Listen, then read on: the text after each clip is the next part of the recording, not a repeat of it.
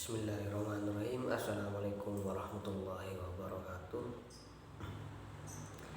Untuk kali ini saya akan menjelaskan tentang makalah yang telah saya buat, yang mana makalah tersebut adalah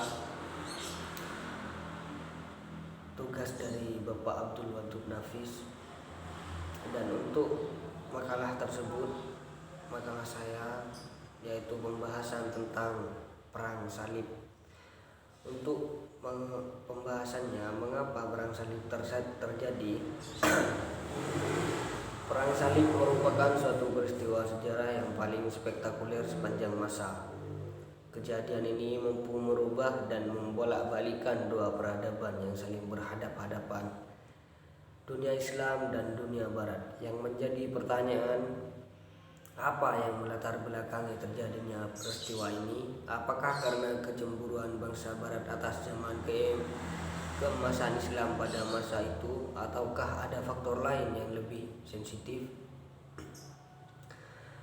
Peristiwa fenomenal perubahan peradaban dua dunia ini sangat menarik para sejarawan untuk mengungkap sebab peristiwanya. Dampak yang ditimbulkan juga membuat dua peradaban ini menjadi padu. Ditambah peristiwa ini dianggap sebagai peristiwa suci karena berhubungan dengan masalah keagamaan. Masing-masing dunia atau Islam dan Barat menceritakan peristiwa yang perang salib menurut perspektif masing-masing. Hak masing-masing memang mengungkapkan peristiwa ini, namun menurut Nuruzzaman Siddiqi, berdasar pernyataan KIP 1968,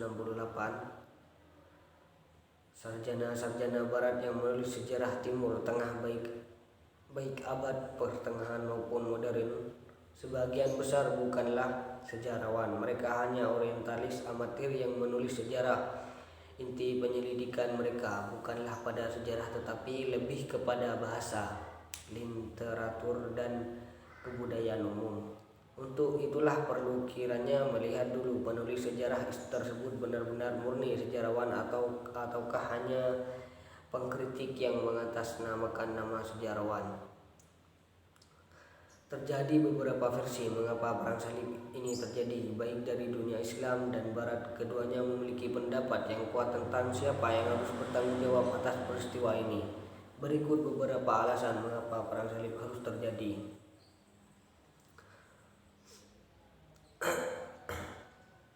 Untuk periode perang salib pertama, yaitu terjadi pada tahun 1009 Masehi dan berakhir pada 1014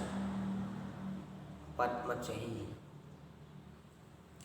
disebut dengan periode penaklukan. Perang ini diawali oleh seruan Paus Urbanus kepada jamaah Kristen untuk merebut Yerusalem dari tangan kaum muslimin.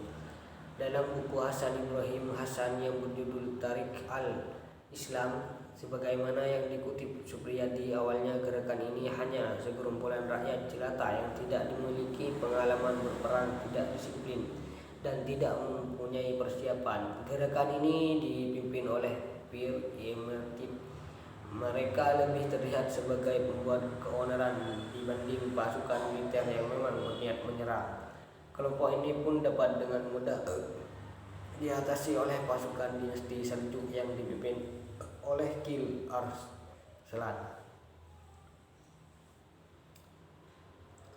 Kemudian pada tahun berikutnya datanglah kembali rombongan kaum Frank. Kali ini bukan sekedar rakyat jelata. Pasukan ini merupakan pasukan militer yang telah terlatih berperang. Mereka ksatria dan pemanah yang dipimpin oleh komandan militer berpengalaman tempur dan negeri-negeri tempat bertempuran.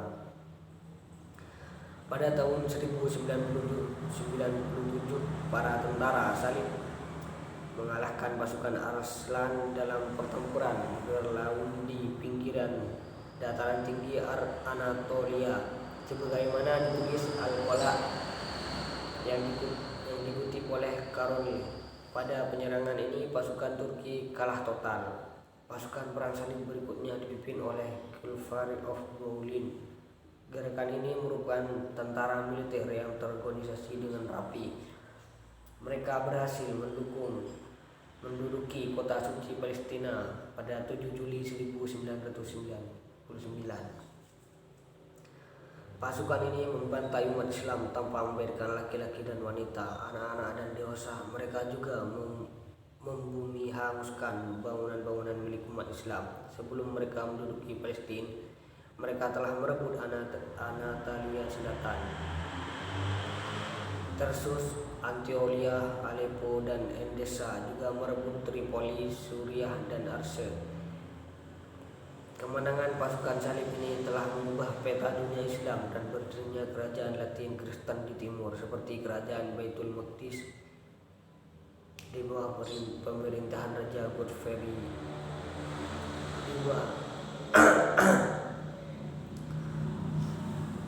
Jadi kesimpulannya yaitu perang salib merupakan perang terpanjang dan terbesar sepanjang sejarah peradaban dunia. Upaya penyelamatan daerah kekuasaan yang terbelut gesekan doktrin agama antara Islam dan Kristen menyebabkan kerugian yang besar bagi keduanya, baik dari segi moral maupun materi. Meski masih didapatkan beberapa keuntungan dari kontak dua peradaban yang berbeda, kerugian besar yang menimpa keduanya tetap tidak dapat dihindarkan. Terdapat beberapa versi mengenai periodisasi perang salib. Ada yang mengatakan 3, 7, bahkan 9 periode. Pengklasifikasian perang salib dalam beberapa periode ini tidak cukup memuaskan karena memang tidak ada batas yang jelas antara perang satu dengan perang yang berikutnya. Konflik atas agama memang permasalahan yang sangat sensitif. Dalam kenyataannya, perang salib bukanlah solusi perdamaian yang aman. Kekalahan dalam tiap-tiap babak perang salib justru menjadi awal kebencian dan kemarahan yang terpendam bagi tiap-tiap pihak. Bahkan bisa saja perang salib tidak pernah berakhir, mengingat sampai saat ini perang antara Islam dan Kristen masih terus berlanjut. Demikian penjelasan dari makalah saya.